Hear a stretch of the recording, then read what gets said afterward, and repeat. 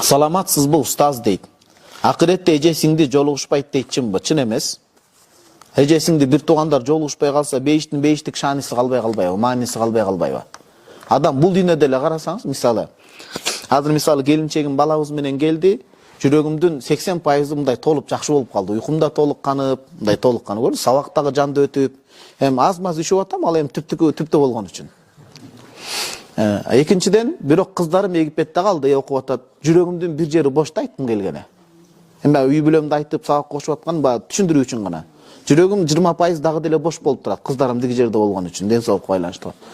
Ошондой эле адам саргайып өткөн жаман. Бейиште «Валакум фиха ма таштахи анфусукум валакум фиха ма таддаун». Куранда ачык аят келген. Силер каалаган, көксөгөн нерсе болот. Силер дуа кылган нерсеңердин бардыгы болот дейт. Анан кантип эжесиңди бейиште болбой калат? Болот. Болгону бул сөздүн түпкү төркүнү эжесиңдинин акысына бири-бирине көп кирип калбасын, эркеликке салып, акысын сактасын деген гана маани. Болот, туугандар кирет кадимкидей. Бейишке Алланын каалоосу менен ар бир ыймандуу адам кирет. Демек эжесиңиз да кирет, көрүшөт. Атүгүл хадис бар. Ал китебим меники Бишкекте калды. Мухтасарут Таргиб деп Ибн Хаджар Аскалани имам Музири алымдын 4 томдук китебин кыскартып чыккан. Ошол жерде Саид Багдашта өзү да кошуп мындай хадис келет. Бейиш ээлери бейишке киргенден кийин Алла жолунда дос болгон адамдар бири-бирин сагынат дейт. Мисалы, Ахмат да отурат, Бак да отурат, Карикем отурат, мен атайын урмат кылып сиздерди карап, ошол кишилерди карап отурбаймынбы? Анан сагынат. Бактаба билесизби? Биз убагында 2026-жылы бүгүн кайсы 21-би? 20-май Бишкектен чыгып, Багымдатта окуп алып саат 5-те чыктык элек көлгө түптө сабак өтөбүз деп. Ниетибиз Кудай үчүн болду эле, билесизби ошону? Деп бейишке Кудайым насип кылса, ошентип бир туугандар бири-бирин сагынат.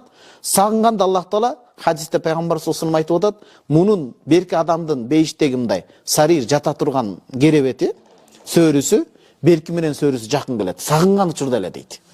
Сөрүсү жакын келет да, анан айтат: «Ата'ламу мата гафараллаху лана». Биздин күнөөбүздү Аллах качан өз ырайым менен кечирген билесизби дейт.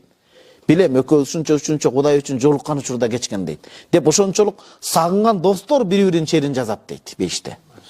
Алла үчүн дос болгондор черин жазып аткан, кантип бир карында жаткан эжесиңди бири-бирин көрбөй калат. Иман менен такыбачылык менен бейишке чыкса, ал жак Кудайдын иши. Маселе бейишке кирип алалы, ар жагын жакшылыктар көрө жатабыз иншалла.